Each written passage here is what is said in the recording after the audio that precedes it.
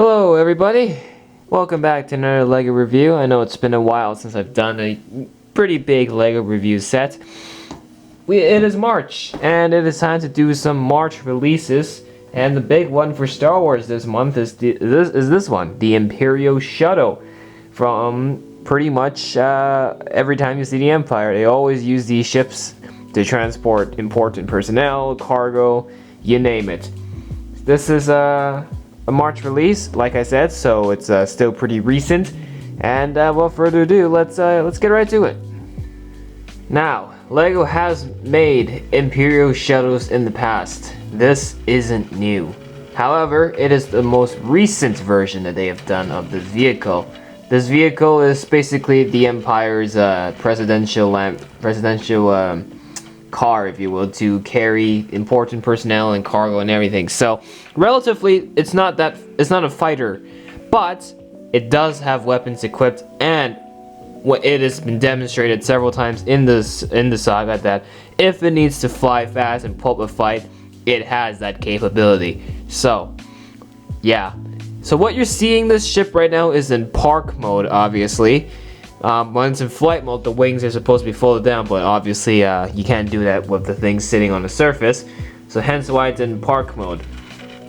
And how do we get it to flight mode? Well, first and foremost, you pick it up and you fold the wings down, just as you would expect from the real thing. So there you go, you fold that open. You can fold all the way if you want, but I personally think folding it all the way like this isn't accurate. If I just leave it like this, then it is accurate. So don't fold it all the way through, just leave it at a certain point. But there you go, it is incredibly big, and I know I can't really fit it in frame. There you go, I'm trying my very best to show you here. This is what it looks like, and the wings are already wanting to fold itself back in. And when it's in the parking mode, it usually just does this and land back on it just like that. So I'm going to fold open the wings for now, so that gives me space to access the middle part of the ship here. So to open it up, you can open up this part first. You can see there's a lever, or there's a lever right there, which you just push that up. That will lift this whole thing open, allowing you to access the inside. And then for the cockpit, you flip that open to access the driver's seat. So let's look at the inside first. Inside, you can see we can store up to 2 minifigures at most. There's not much room going on back there, but I think that's the best you can do already. Or you can stuff some cargo in there. Driver's seat can only sit 1 single minifigure. Unfortunately, there's not any control panels or any pieces inside the cockpit, which is a little bit disappointing, and I'm not a big fan of that. Kind of wish they at least had like a lever or something, but there's nothing much there except for these 2 stud shooters on the side, which I'm not going to shoot.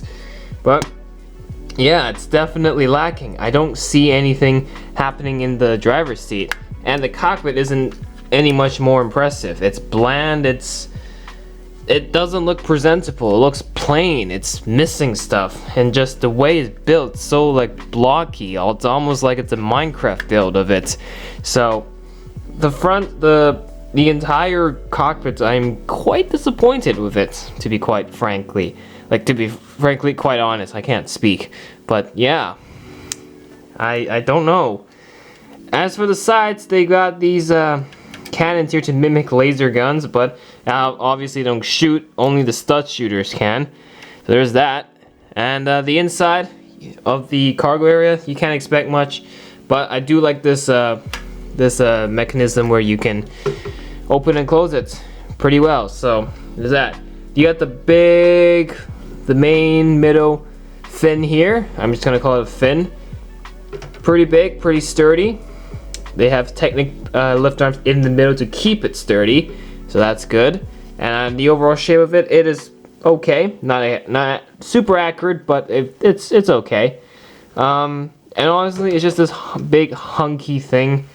And I think, yeah, they've done what they can.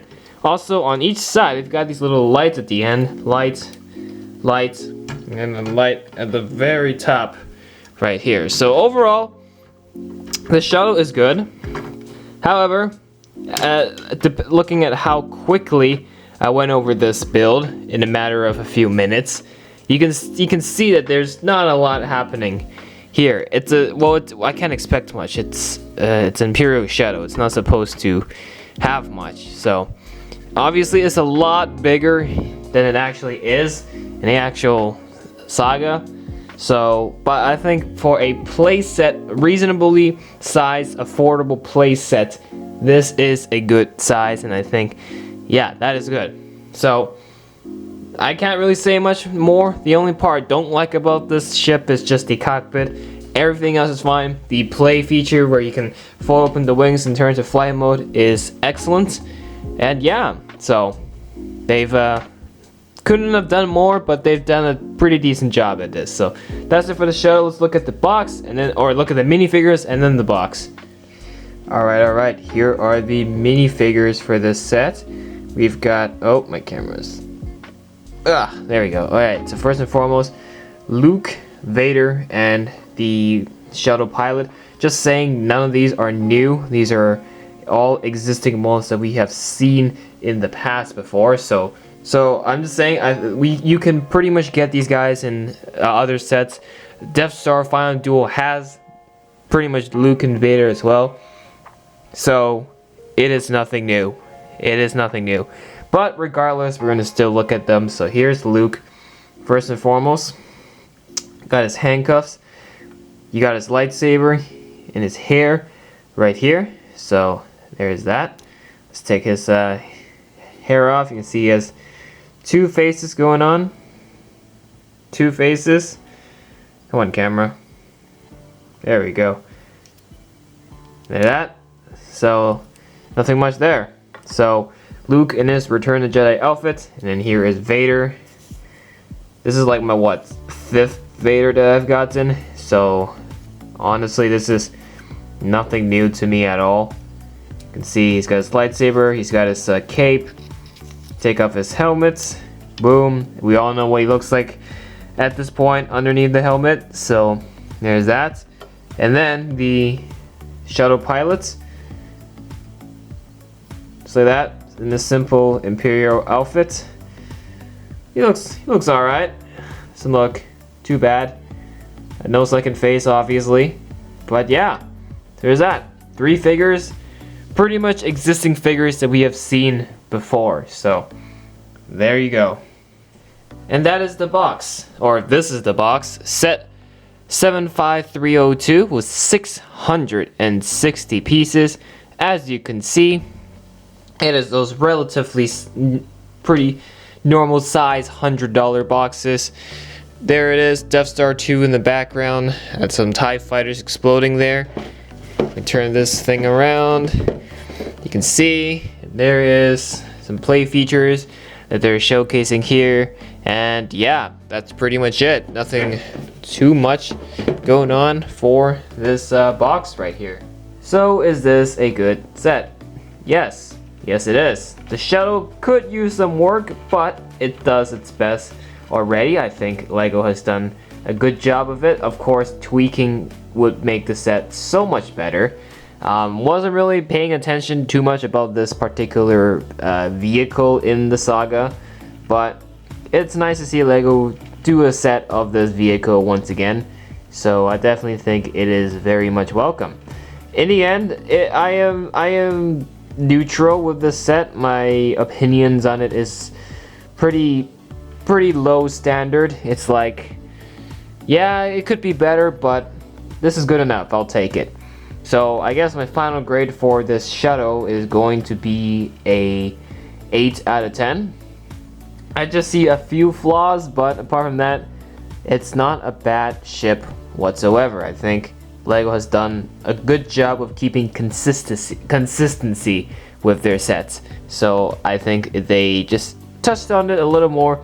We made this set 100% better. So there's that. So that's it for this review. Let me know what you think of this set. If this is your favorite Star Wars set or not. I know they have made previous versions of the Imperial Shuttle before. This is my first one, so what gives. So anyways, that's it for this one. Hope you enjoyed this video. If you did, make sure to hit that like button and subscribe to the channel for more. Now we'll continue to pump out more LEGO content coming your way very, very soon. Talk to you again later. Bye for now.